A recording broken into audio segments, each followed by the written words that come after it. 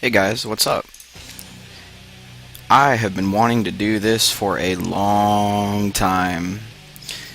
That's right, guys. I am finally posting a Dark Souls video. Those of you who know me personally know that I've been making, or I shouldn't say making, but I've been playing Dark Souls since the day it came out. It has been my game of the year now for 2 years running. I really just haven't found anything more enjoyable. Not to say things haven't come close. I will honestly say it was a hard choice between this and Deus Ex Human Revolution when it came out. But in the end, the replay value of Dark Souls won out. So it's been a long time. This is Prepare to Die edition on the PC, as you may be able to tell by the quality of the textures. I am running the high resolution fix to the game because it looks horrible without it. You don't notice it so much on the Xbox or PS3, but when you put it on a computer that's capable of 1920 by 1080, it's painful just how muddy the game looks with its normal resolution. And honestly, I can't, for the life of me, really understand why From Software would choose to not up the resolution for PC, other than perchance laziness, or maybe just complete inexperience with the platform. I'm going to say it's probably the latter, because generally speaking, From Software, they're good guys. It's a good company, and they listen to their fans. But at the same time, you can tell they had trouble with this port. There's all sorts of problems with it that stem from install issues, performance issues with AMD systems like mine, Games for Windows Live, which is an entire bag of problems on its own. But so I imagine they decided to just keep it as close to the console as absolutely possible, just to minimize the amount of potential problems that they may have gotten. Anyway, we are running a fresh character, because obviously, I can't transfer from Xbox to PC, although boy, I sure wish I could, because I have a lot of fun character builds. I have a lot of resources at my disposal on my Xbox in the form of slabs and humanities and chunks. So I'm starting completely fresh here, as everyone has, and it's okay. It's not bad. I get through it very quickly, although there are some almost immediate differences to this game in comparison to the console versions in terms of balance tweaks. One of the first things I was told was that they nerfed the Darkwood Grain Ring, which makes me very, very happy, because it was a little silly seeing people and giants flipping around with katanas being just as mobile as somebody wearing a dress or nothing. It was a little silly, and I wasn't a fan. So nerfing the Darkwood Grain Ring is fine. It doesn't affect my play at all, because I never use it, really. I prefer, in fact, to run with the fast roll, because it's comfortable, and it frees up a ring slot. One of the things that I don't like about the Darkwood Grain Ring is that once you're wearing it, it's hard to take it off, because you develop your form of play around that ring. You get comfortable to the invincibility frames that it gives you, and if you play without it after an extended period of time of using it, the game's harder, because suddenly you have to react faster. You have to be more precise with your dodges. So I chose to roll without it. For that reason, and because I like to be able to swap around my rings all the time. I like to be able to move from the Leo ring to the Hornet's ring to the Rusted Iron ring to Covetous Gold Serpent ring. So I'm perfectly fine with not using it. I do wish that the Ring of Favor and Protection didn't break on equip, and I wish it wasn't so damn good. Or I wish it didn't break on when you remove it, because it doesn't help that the fact that there really isn't a better ring in the game, because this thing gives you 20% HP, 20% carry weight, and I believe it gives you something else. I can't quite remember what it is. Not a big deal. But yeah, I like diversity in this game. That's why I choose not to follow too many cookie cutter builds, and lately I preferred to run zero poise, just because if it looks cool, I want to wear it, you know. Talk about what we're seeing on screen here. I got extraordinarily lucky with the AI on this giant. The moment I got up to him, he threw his tantrum, and he immediately threw another one when he got up. This leads me into another little topic, is that on the PC version of Dark Souls, the AI can just bug the hell out. When I fought Capra Demon, I got ready, I entered the door, and he stood there. He did nothing. The dogs did nothing. And sometimes I could stand directly on top of him, and he wouldn't attack. He would just stand there, or he would do a slow walk, but he wouldn't do an attacking animation. And I didn't quite understand that. I figured maybe it was because the game was stressing my system too hard, but that wouldn't make any sense because I have a pretty strong computer. So I don't know exactly why the game does that, but long story short, I can't wait for this game to come out on consoles. Because, man, I'm glad that they made a port to PC. I like it when companies support the PC, but I think they could have done a much better job of this. And if they couldn't, then they should have given it to somebody who could have. Like, honestly, I think I would have enjoyed seeing Gearbox handle the port of this. I think they would have done a fantastic bang-up job of it. From Software develops the content. Gearbox handles the port. Just that's it. Just porting it over to PC and optimizing it.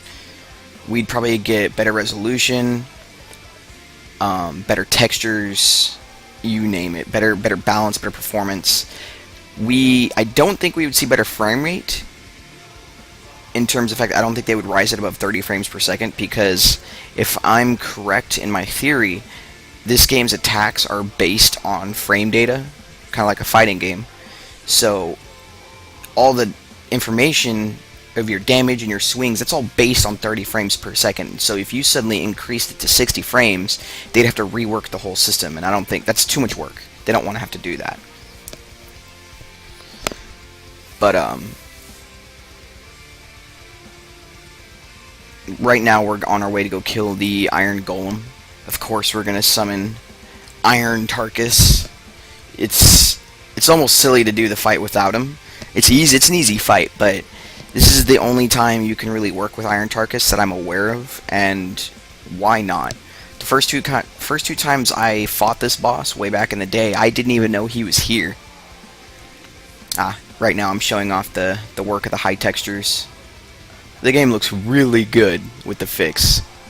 I'm not doing the 60 frames per second fix because I prefer to be online, even though from what I'm seeing, online is pretty much broken in the PC version, because I'm NAP open, I'm PDP, it's PDP in use, available and in use, and I can't summon people for shit, and they can't summon me. I think I've been summoned twice for gargoyles. I've been invaded once, and he was invisible, glitching out, throwing dung pies and explosives at me. So, a great introduction to the online component of this game. I can't wait for it to be on consoles. Here we are, buffing Tarkus with the Chandler's Trident, which I got so lucky getting on the first Chandler in the church. I've never had that kind of luck before. I also have, this whole run's been very lucky. I have the Baldur's Side Sword. I think I got that after like 6 kills. I got the Baldur's Shield. I got the Baldur's Armor.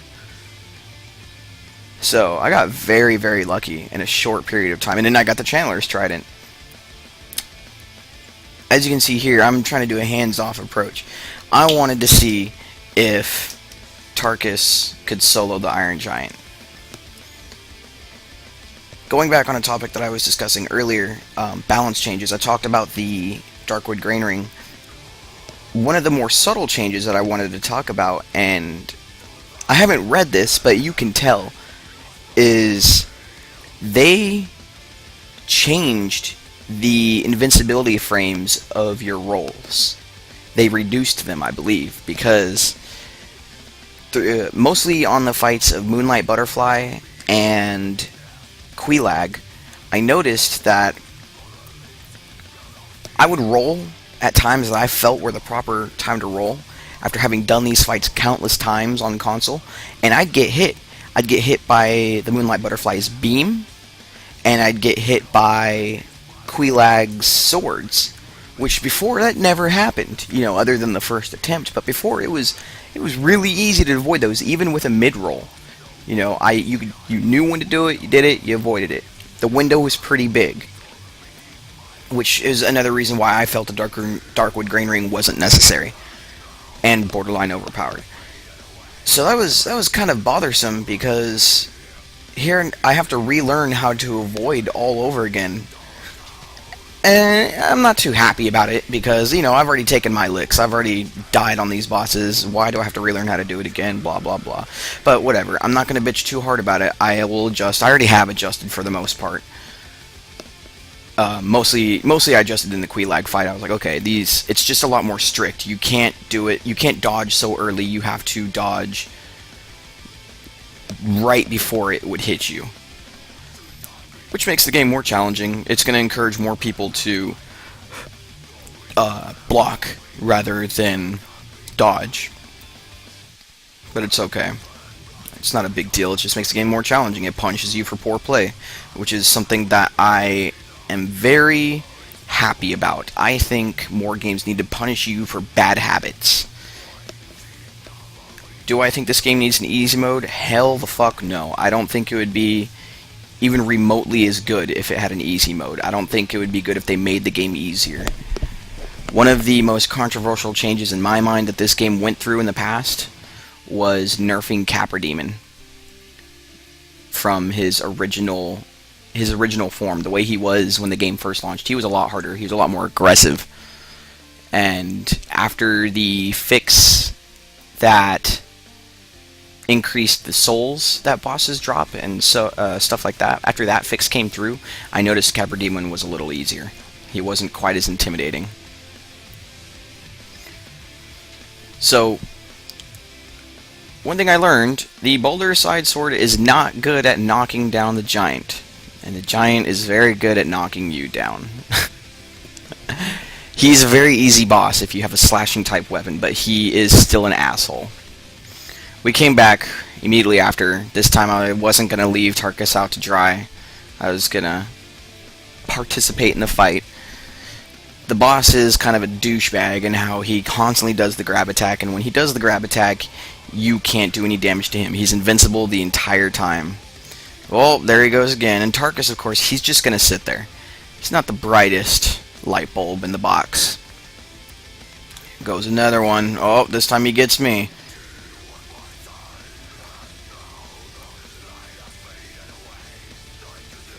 But Tarkus is damned useful in the fact that he hits hard, and in one slice, he can knock down the giant. Did you remember how many swings I had to do and I still failed?